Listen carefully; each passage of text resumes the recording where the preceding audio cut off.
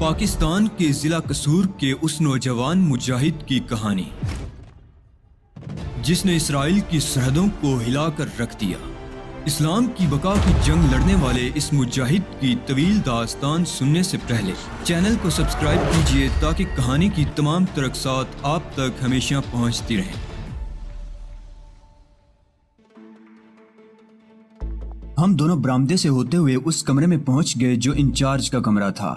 باہر کچھ اور لوگ بھی موجود تھے جنہوں نے ہمیں ایڑیاں بجا کر سلام کیا تھا۔ آئرن میز پر جھکا ہوا نقشوں کی مدد سے اس ہولناک قتل کی کڑیاں ملانے میں مصروف تھا۔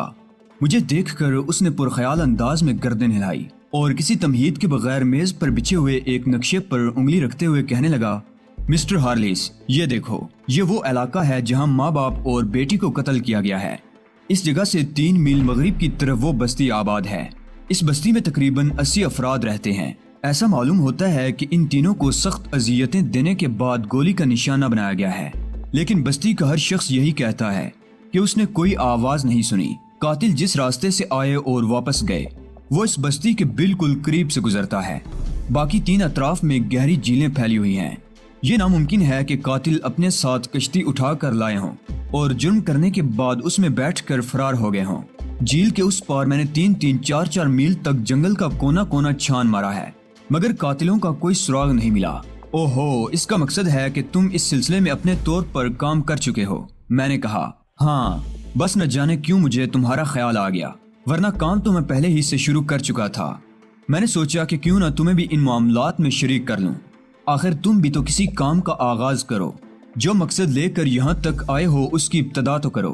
میں نے یہ بات صرف تمہارے مخلصانہ جذبات کو سامنے رکھ کر سوچی تھی۔ میں تمہارا شکر گزار ہوں آئرن۔ در حقیقت میں ہاتھ پر ہاتھ رکھ کر بیٹھنے کے لیے نہیں آیا۔ میرا دوست بڑی مارگینو بھی یہی کہتا ہے کہ اسے ابھی تک کوئی کام کرنے کا موقع نہیں مل سکا ہے، تو اب تمہیں موقع مل رہا ہے۔ آئرن نے سیاہ لکیروں پر کہیں سرخ اور کہیں نیلی پنسل سے نشان زدہ نقشے کی طرف اشارہ کرتے ہوئے کہا، اور میری نگاہیں ان نشانات پر جم گئیں۔ تھوڑی دیر تک میں نشانات کو دیکھتا رہا، پھر میں نے سر اٹھا کر کمرے کا جائزہ لیا۔ دیواروں پر تانڈوز کے بہت سے ارکان کی تصویریں آویزاں تھیں۔ ان میں درجن بھر کے قریب مختلف سائز کی تصویریں تھیں۔ میں نقشے کو چھوڑ کر ان تصویروں کے نزدیک پہنچ گیا۔ ان ساری تصویروں میں جو چہرے نظر آ رہے تھے وہ انتہائی خطرناک شکل و صورت کے لوگ تھے، اور دلچسپ بات یہ تھی کہ یہ لوگ کسی ایک قوم کے معلوم نہیں ہوتے تھے۔ چند منٹ تک ان تصویروں کو دیکھنے کے بعد میں نے آئرن سے پوچھا، کیا ان دہشت پسند افراد کے لیے کچھ سربراہ بھی ہیں، یا کوئی ایک شخص جو ان لوگوں کو کنٹرول کر رہا ہو؟ اس سلسلے میں صرف گورین ڈی گالن کا نام سنا گیا ہے۔ گورین ڈی گالن پرتگال کا باشندہ ہے۔ اس کا دادا قید ہو کر ان جزائر میں پہنچا تھا اور اپنی قید کی زندگی گزارنے کے بعد اس علاقے میں آباد کر دیا گیا تھا۔ گورین ڈی گالن بحری قزاق کی حیثیت سے بھی مشہور ہے، اور اس کے بعد جب خود مختاری کا طوفان اٹھا تو اس نے نمایاں کردار انجام دیا۔ اس کی تلاش میں فوج اور پولیس اطراف کے گھنے جنگلوں میں دور دور تک پھیلی ہوئی ہے، لیکن اس کا کہیں پتہ نہیں چلتا۔ اور ادھر کیفیت یہ ہے کہ آئے دن اس کے نام سے دہشت گردی ہوتی رہتی ہے۔ قرب جوار میں لوگوں کا جینا مشکل ہو گیا ہے۔ تو تمہارے خیال میں یہ قتل تانڈوز ہی کی کارروائی کا نتیجہ ہے؟ کہیں ایسا تو نہیں کہ آئی مین کو اس کے کسی اور دشمن نے قتل کیا ہو اور تمہاری توجہ ڈی گالن کی جانب چلی گئی ہو؟ ہاں، اس بات کے امکانات پر بھی غور کر لیا گیا ہے، لیکن ایک وجہ اور بھی ہے۔ آئی مین نے کچھ عرصہ قبل ان دہشت پسندوں کی سرگرمیوں کے متعلق کچھ معلومات پولیس کو مہیا کی تھی۔ چنانچہ خیال یہی ہے کہ اسے اس جرم کی پاداش میں سزا دی گئی ہے اور اس کا پورا خاندان تباہ و برباد کر دیا گیا۔ پھر اب کیا خیال ہے؟ کیا ہم لوگوں کو قصبے میں چلنا چاہیے؟ ہاں، میں یہی چاہتا ہوں کہ ایک بار اور تمہارے ساتھ وہاں کا جائزہ لے لوں۔ ممکن ہے تمہارا ذہن اس سلسلے میں بہتر کام کر سکے۔ ہم تیار ہو گئے۔ پھر ہم نے اپنی گاڑی وہیں چھوڑ دی اور آئرن کی گاڑی میں سوار ہو کر اس بستی کی طرف روانہ ہو گئے۔ ہمارے پیچھے پولیس کی ایک اور گاڑی بھی آ رہی تھی جس میں پولیس والے سوار تھے۔ پولیس اسٹیشن سے بستی کا فاصلہ تقریباً 3 میل تھا۔ ہماری گاڑی کچی سڑک پر دوڑ رہی تھی اور یہ سڑک گھنے درختوں میں سے گزرتی تھی۔ سڑک کا یہ راستہ انتہائی پرپیچ اور نشیب و فراز سے پر تھا۔ بعض موڑ اتنے خطرناک تھے کہ گاڑی الٹ جانے کا خطرہ پیدا ہو جاتا تھا۔ اس کے علاوہ یہ بھی خوف تھا کہ کہیں ہم دہشت پسندوں کی گولیوں کا نشانہ نہ بن جائیں۔ تاہم نہایت احتیاط سے ہم سب آگے بڑھ رہے تھے اور کسی بھی لمحے کسی خوفناک واقعے کے لیے تیار تھے۔ ہماری گاڑیاں بالآخر بستی کے قریب پہنچ گئیں۔ یہاں سے جھیل شروع ہوتی تھی۔ لیکن جو ہی ہم جھیل کے نزدیک پہنچے دفعتاً ایک خوفناک دھماکہ ہوا اور آنن فانن میں ہماری گاڑی اور پیچھے آنے والی گاڑی کے درمیان دھوئیں کا ایک بادل حائل ہو گیا۔ غیر شعوری طور پر میرا ہاتھ رائفل پر پہنچ گیا جو خاص طور سے آئرن نے مجھے مہیا کی تھی۔ آئرن نے اپنا پستول نکال لیا تھا اور حملہ آوروں پر گولیاں چلانے کے لیے تیار تھا، لیکن دھوئیں کا بادل اتنا گہرا تھا اور چاروں طرف اس طرح پھیل گیا تھا کہ کوئی چیز نظر نہیں آتی تھی۔ ہم نے آگے بڑھنے کی بجائے گاڑی وہیں روکی اور اپنے پیچھے آنے والی پولیس کار کا انتظار کرنے لگے، لیکن ابھی چند ہی سیکنڈ گزرے تھے کہ دفعتاً بے شمار گولیاں سنسناتی ہوئی ہمارے سروں پر سے گزر گئیں اور ہم بے اختیار گاڑی سے باہر چھلانگ لگا کر زمین پر لیٹ گئے تھے۔ گولیوں کی تڑ سے علاقہ بری طرح گونج اٹھا۔ ایسا معلوم ہوتا تھا کہ گولیاں چاروں طرف سے آ رہی ہیں۔ ہم آہستہ آہستہ رینگتے ہوئے پھر گاڑی تک پہنچ گئے۔ اس کے سوا کوئی چارہ کار نہ تھا کہ ہم گاڑی کی آڑ میں پناہ لیں، لیکن یہ آڑ کس سمت سے لی جائے اس کا کوئی اندازہ نہیں کیا جا سکتا تھا۔ چنانچہ مجبوراً طے کیا کہ دوبارہ گاڑی میں داخل ہو جائیں۔ تقریباً 3 منٹ تک یہ گولیاں برستی رہیں اور اس کے بعد بند ہو گئیں۔ دھوئیں کا وہ بادل جو آہستہ آہستہ اپنا حجم بڑھاتا جا رہا تھا اب فضاؤں میں گم ہونے لگا تھا۔ یقیناً یہ دستی بم سے اٹھنے والے دھوئیں کا بادل تھا۔ ہم نے چند لمحے انتظار کیا اور اس کے بعد کار سے سر باہر نکال کر جھانکا۔ ہمارے پیچھے آنے والی پولیس کی گاڑی الٹی پڑی تھی اور اس میں بیٹھے ہوئے تمام سپاہی خون میں لت پت زمین پر پڑے ہوئے تھے۔ انتہائی خوفناک منظر تھا۔ ایک لمحے کے لیے ہم ساکت رہ گئے۔ آئرن کی آنکھوں سے وحشت ٹپک رہی تھی، اس کے چہرے پر خون ہی خون نظر آ رہا تھا۔ وہ غرائی ہوئی آواز میں بولا، تم نے اندازہ لگا لیا ہوگا، تانڈوز کے علاوہ یہ کسی اور کی کارروائی نہیں ہو سکتی، آؤ ہم انہیں تلاش کریں۔ لیکن ہم 3 آدمی بلا تانڈوز کو کہاں تلاش کر سکتے تھے؟ ہم جنگل میں ادھر ادھر بھٹکتے رہے، رائفلیں ہمارے ہاتھوں میں تھیں۔ مجھے یقین تھا جو تانڈوز دہشت پسند ہم پر حملہ آور ہوئے تھے ان کی تعداد کم نہیں ہوگی، بلا ہم 3 آدمی ان بے شمار انسانوں کی تلاش میں کیا کر سکتے تھے؟ چنانچہ تھوڑی دیر جنگل میں گھومنے کے بعد اور کوئی نشان نہ پا کر ہم وہاں سے واپس چل پڑے۔ بیچارہ آئرن اپنے ساتھیوں کی موت سے بہت دل برداشتہ ہو گیا تھا۔ میں نے دھیمی آواز میں اس سے پوچھا، ان کی لاشوں کا کیا کرو گے مسٹر گریتھر؟ انہیں اپنی گاڑی میں لاد لیا جائے کیونکہ دوسری گاڑی مکمل طور پر تباہ ہو چکی ہے۔ ہم بائرن بستی ہی میں ان کی تدفین کا انتظام کر دیں گے۔ چنانچہ 6 خون آلود لاشوں کو ہم نے اپنی گاڑی میں لاد لیا اور خود ہم تینوں اگلی سیٹ پر آ بیٹھے۔ آئرن بالکل خاموش تھا۔ تھوڑی ہی دیر بعد گاڑی بائرن بستی میں داخل ہو گئی۔ آئرن اپنے ساتھیوں کی موت سے بہت غمگین تھا۔ اس کے سینے میں انتقامی جذبہ بہت شدت سے جاگ اٹھا تھا اور بار بار وہ تانڈوز کے خلاف نفرت کا اظہار کرتا تھا۔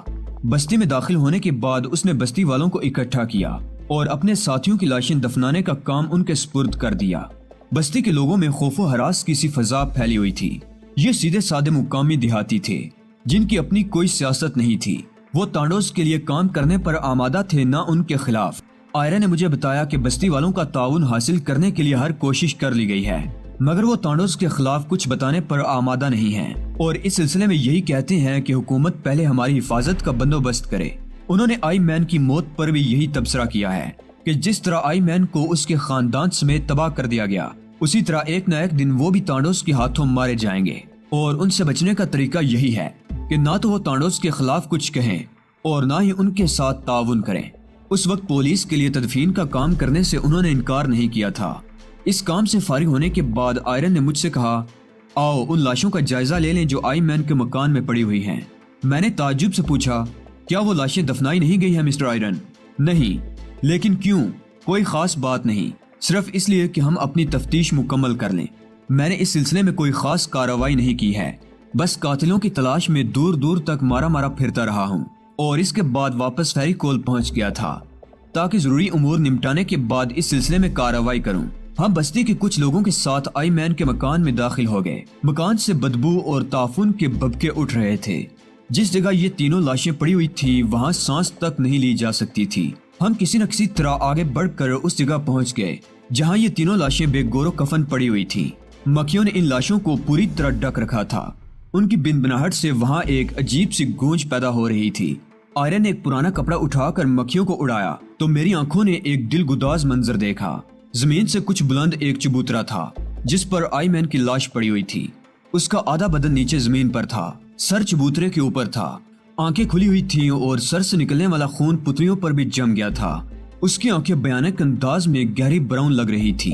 گولی اس کی کنپٹی پر لگی تھی۔ اسے تھوڑے ہی فاصلے پر اس کی نوجوان بیوی خون میں لت پت پڑی ہوئی تھی۔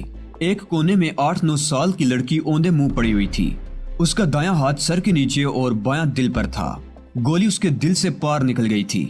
بچی کے نزدیک ہی ایک گڑیا، شیشے کا ایک خوبصورت کھلونا اور مٹی کا بندر رکھا ہوا تھا۔ ایک کمرے میں برتن بکھرے پڑے تھے۔ ایک جانب مٹی کے تیل کا لیمپ پڑا تھا۔ ان تمام چیزوں کو دیکھ کر ذہن پر بڑا خوفناک تاثر قائم ہوتا تھا۔ یہ بات یقینی تھی کہ قاتل ایک سے زیادہ تھے، ورنہ ایک چھوٹے سے کمرے میں 3 انسانوں کو اس طرح موت کی گھاٹ نہیں اتارا جا سکتا تھا۔ میں نے آئرن کو تانڈوس کے بارے میں جو معلومات مہیا کی تھی وہ انتہائی کارآمد تھی، اور ان کے نتیجے میں آئرن ایک مخصوص حصے تک پہنچ سکتا تھا جہاں تانڈوس کا ایک بڑا اڈا تھا۔ یہ بات آئرن نے مجھے اس مکان کا جائزہ لیتے ہوئے بتائی تھی۔ اس کے دانت بھنچے ہوئے تھے اور وہ بہت زیادہ غصے میں تھا۔ میں آئی مین کا انتقام لوں گا اور اس کے نتیجے میں تانڈوس کو ناقابل برداشت نقصان اٹھانا پڑے گا۔ آئرن کی آواز میں غیر معمولی گن گرج تھی۔ جلد بازی یا جذباتیت اس سلسلے میں کارآمد نہیں ہو سکتی دوست۔ بہتر یہ ہے کہ ہمیں کسی نتیجے پر پہنچنے کے بعد اپنے کام کا آغاز کرنا چاہیے، میں نے کہا۔ نتیجہ نتیجہ نتیجہ، آخر کیا نتیجہ نکلے گا ہماری سوچ بچار کا؟ ڈی گالن کمبخت اس دہشت گردی میں مصروف ہے۔ اس نے ان تمام بستی والوں کو دہشت زدہ کر رکھا ہے۔ میں دعوے سے کہتا ہوں کہ بستی والے اس سلسلے میں یقیناً معلومات رکھتے ہوں گے۔ وہ جانتے ہوں گے کہ ان جنگلوں میں کس کس جگہ تانڈوس دہشت پسند چھپے ہوئے ہیں۔ آخر وہ راکٹوں پر سوار ہو کر تو ان بستیوں تک نہیں پہنچتے ہوں گے۔ قرب جوار میں ان کے ٹھکانے ضرور موجود ہوتے ہوں گے۔ افسوس یہ ہے کہ ان کے بارے میں مکمل تفصیلات ہمارے علم میں نہیں ہیں، میں نے کہا، اور شاید میں نے یہ الفاظ منہ سے نکال کر غلطی کی تھی۔ آئرن نے غصیلی نگاہوں سے مجھے دیکھتے ہوئے کہا، تمہارا تعلق پولیس سے ہے اور تم نہیں جانتے کہ وہ کمبخت کیا کچھ کر رہے ہیں۔ ہماری بہت بڑی تعداد ان لوگوں کی سرکوبی میں مصروف ہے۔ افسوس تو یہ ہے کہ حکومت نے گریوال سے فرار ہونے والے قیدیوں کی نگرانی کے لیے تو ایک بڑا اڈا قائم کر رکھا ہے، لیکن یہ کمبخت جو آس پاس کی بستیوں کو نقصان پہنچا رہے ہیں، ان کے لیے کوئی مؤثر بندوبست نہیں ہے۔ ابھی پچھلے دنوں تھوڑی سی فوجی کارروائی ہوئی ہے اور کرنل کیرانو فوج اور ضروری اسلحے کے ساتھ یہاں سے مغربی علاقے میں آ کر فروکش ہوئے ہیں، لیکن میرا خیال ہے کرنل کیرانو کوئی بہت زیادہ بعمل آدمی نہیں ہے، کیونکہ ابھی تک ان کی طرف سے کسی کارنامے کی اطلاع نہیں ملی۔ کرنل کیرانو اس بستی سے کتنے فاصلے پر ہیں؟ میرا مطلب ہے بائرن سے۔ مجھے اس کی صحیح سمت کا اندازہ نہیں ہے، لیکن میرا خیال ہے یہاں سے جنوبی علاقے میں جو پہاڑیاں پھیلی ہوئی ہیں، کیرانو نے وہاں پر مورچہ سنبھالا ہوا ہے۔ تو پھر کیوں نہ ہم کرنل کیرانو سے ملاقات کر کے اس صورتحال کا کوئی حل تلاش کریں؟ ناممکن، قطعی ناممکن۔ تم ان لوگوں کی کارروائیوں کے بارے میں نہیں جانتے۔ اطراف کے گھنے جنگل ان کی پناہ گاہ ہیں اور یہ اس پورے علاقے میں پھیلے ہوئے ہیں۔ ان کا طریقہ کار بہت خطرناک ہے۔ یہ 15-20 کی ٹولیوں میں ادھر ادھر بکھر جاتے ہیں، پھر خوراک اور اسلحے کے ذخیرے پر حملہ کرتے ہیں۔ جس بستی پر حملہ کرتے ہیں وہاں سے خوراک طلب کرتے ہیں اور خوراک نہ ملنے پر اندھا دھند گولیاں چلانا شروع کر دیتے ہیں۔ بڑے بڑے تاجروں کے بچے اور بعض اوقات ان کی نوجوان بیویاں اور لڑکیاں اٹھا کر لے جاتے ہیں، اور جب تک انہیں مطلوبہ چیزیں نہیں ملتی انہیں آزاد نہیں کرتے، خواہ کوئی کچھ بھی کر لے۔ ان کے سارے گھر کا صفایا کر دیتے ہیں۔ بستی والوں کا یہ خوف بے جا نہیں ہے۔ یوں سمجھو اس علاقے میں حکومت کا نظام دھرم بھرم ہو چکا ہے اور کوئی قانون یہاں رائج نہیں ہے۔ تم دیکھو یہ بستی والے ہم سے کس طرح منہ موڑے بیٹھے ہیں۔ ہم اگر ان پر تشدد کریں تو یہ ہمارے خلاف اٹھ کھڑے ہوں گے، لیکن تانڈوس کے بارے میں کوئی کچھ نہیں بتائے گا۔ کوشش کرنے میں کیا حرج ہے؟ اگر وہ ہمیں تانڈوس کے کسی ٹھکانے کے بارے میں بتا سکیں تو میرا خیال ہے اس سلسلے میں ہمیں کافی قیمتی معلومات حاصل ہو جائیں گی۔ میں نے اصرار کیا، ناممکن ہے۔ تم اگر کوشش کرنا چاہو تو کر لو۔ پہلے ان لاشوں کا بندوبست کر لیا جائے، ان سے بری طرح تعفن اٹھ رہا ہے، میں نے کہا، اور آئرن چرن سنگھ کی طرف گھوم گیا۔ مسٹر بڈی، آپ اس سلسلے میں بستی والوں کی مدد حاصل کریں۔ چرن سنگھ خاموشی سے باہر نکل گیا۔ تھوڑی دیر کے بعد چند بستی والے آ گئے۔ میری نگاہیں ان سب کا جائزہ لے رہی تھی۔ بستی والوں کے چہرے پر غم کے آثار ضرور تھے، لیکن وہ بالکل خاموش تھے، اور یقینی طور پر انہوں نے دل میں تہیہ کر لیا تھا کہ وہ پولیس کو کچھ نہیں بتائیں گے۔ میں نے ان بستی والوں میں سے ایک ایسے معمر شخص کا انتخاب کیا جو میرے خیال میں کچھ پڑھا لکھا اور کسی حد تک سمجھدار تھا۔ بستی کے لوگ ان لاشوں کی تدفین میں مصروف ہو گئے۔ میں نے اس معمر شخص کو اپنے پاس روک لیا۔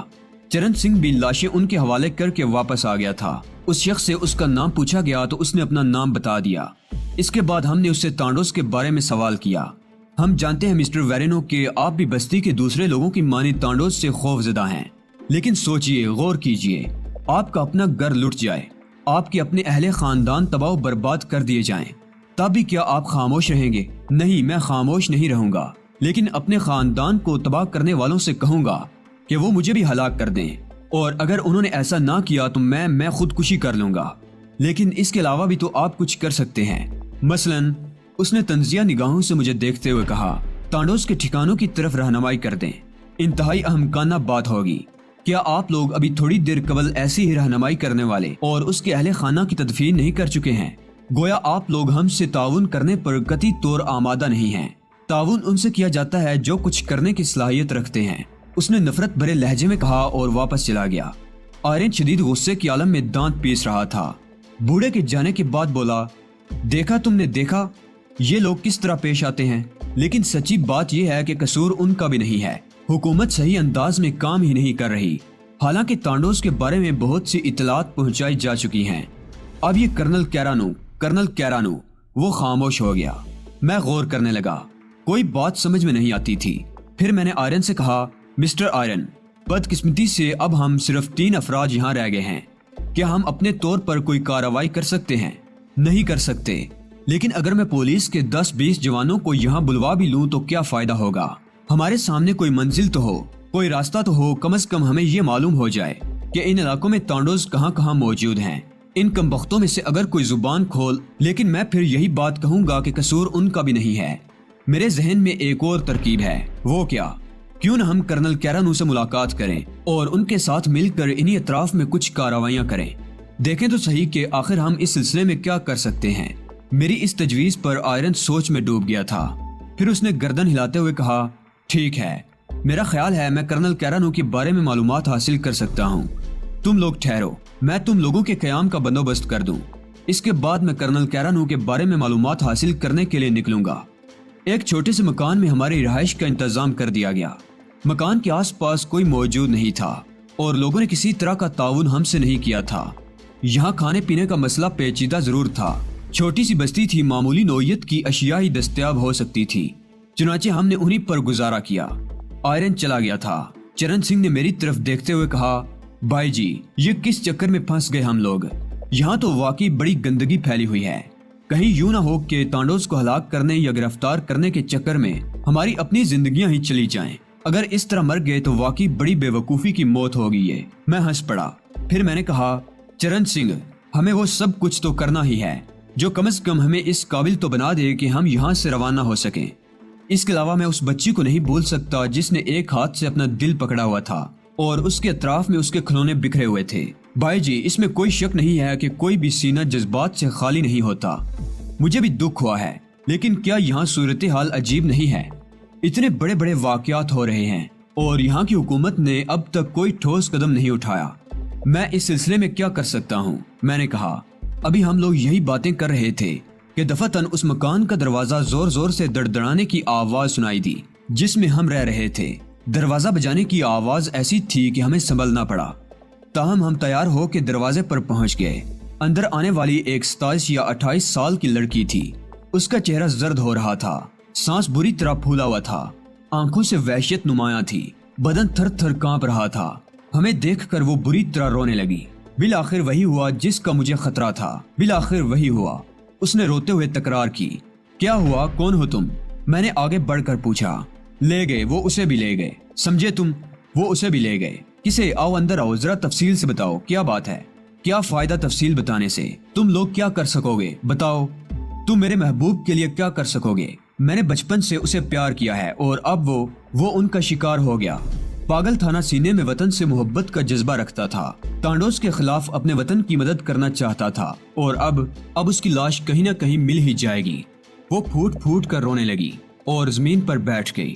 ہم اسے دلاسا دینے میں مصروف ہو گئے تھے۔ میری سمجھ میں نہیں آ رہا تھا کہ میں کیا کروں۔ آخر کار جب اس کا رونا دھونا کسی قدر کم ہوا تو میں نے اس سے پوچھا، برائے کرم پوری تفصیل تو بتا دو۔ اب جب کہ تم یہاں آئی ہو تو اس کا کوئی نہ کوئی مقصد تو ہوگا۔ ہاں، وہ تانڈوز کے لیے دل میں نفرت رکھتا تھا۔ اسے آئی مین کی موت کا بھی بہت افسوس تھا۔ اس نے عہد کیا تھا کہ وہ تانڈوز کے بارے میں معلومات اکٹھا کر کے حکومت کے حوالے کر دے گا اور نتیجے میں وہ لوگ اسے پکڑ کر لے گئے۔ کتنے تھے وہ لوگ؟ تعداد میں کتنے تھے؟ میں نے تشویش زدہ لہجے میں سوال کیا۔ 50-60 کے قریب ہوں گے۔ وہ شدت جذبات سے اپنے ہونٹ چباتے ہوئے بولی۔ اس کی مٹھیاں بنچی ہوئی تھی۔ کیا تم بتا سکتی ہو کہ وہ کس سمت گئے ہیں اور کس طرح انہوں نے تمہارے محبوب کو قبضے میں کیا؟ میں نے پوچھا اور وہ ہمیں تفصیل بتانے لگی۔ اسی دوران آئرن بھی وہاں پہنچ گیا۔ لڑکی کو دیکھ کر اس نے حیرت کا اظہار کیا تھا۔ میں نے لڑکی کے بارے میں اسے تفصیل بتائی اور وہ ہمدردی سے لڑکی کو دیکھنے لگا۔ پھر اس نے پوچھا، تمہارا نام کیا ہے؟ میں گیلش ہوں، لڑکی نے جواب دیا۔ ڈیئر گیلش، وہ تمہارے محبوب کو پکڑ کر لے گئے ہیں۔ ہم تمہاری مدد کرنا چاہتے ہیں، لیکن تمہاری بستی کے لوگ کسی طور ہم سے تعاون کرنے پر آمادہ نہیں ہیں۔ میں آمادہ ہوں۔ میں تمہیں ان کا راستہ بتاؤں گی۔ میں تمہیں ان کے بارے میں مکمل تفصیلات بتاؤں گی، سمجھے؟ میں تمہیں ان کے بارے میں بتاؤں گی۔ برائے کرم صبر کرو، صبر اور ہمت سے کام لو۔ اگر تم ہمارے ساتھ تعاون کرو گی تو یقین کرو ہم تمہارے محبوب کو چھڑانے کے لیے جان کی بازی لگا دیں گے۔ آئرن نے کہا، ہاں، میں اسے آزاد کرانا چاہتی ہوں یا پھر خود ان کے ہاتھوں مر جانا چاہتی ہوں۔ مجھے بتاؤ، میں تمہارے لیے کیا کروں؟ تمہارے اہل خاندان میں اور کون کون ہے؟ میرا کوئی خاندان نہیں ہے۔ میرا اس دنیا میں کوئی نہیں ہے سوائے اس کے میرا کوئی نہیں ہے۔ جلدی کرو، دیر نہ کرو، وہ جذباتی لہجے میں بولی اور آئرن میری طرف دیکھنے لگا۔ میں خود بھی ذرا پریشان سا تھا۔ اگر ہم اس لڑکی کی مدد پر آمادہ ہو بھی جاتے تو کیا کر سکتے تھے؟ ہم صرف 3 افراد تھے۔ میں کرنل کیرانو کے بارے میں معلومات حاصل کر کے آیا ہوں، آئرن بولا۔ کرنل کی چھاؤنی یہاں سے تقریباً 6 میل کے فاصلے پر ہے اور 6 میل کا یہ فاصلہ طے کرنے میں ہمیں کوئی خاص دقت نہیں ہوگی۔ لڑکی کو ہم اپنے ساتھ لے لیتے ہیں۔ کیوں گیلش، تم ہمارے ساتھ چلنا پسند کرو گی؟ تم مسلسل فضول باتیں کیے جا رہے ہو۔ میں نے کب انکار کیا ہے؟ وہ بولی اور ہم اسی وقت تیار ہو گئے۔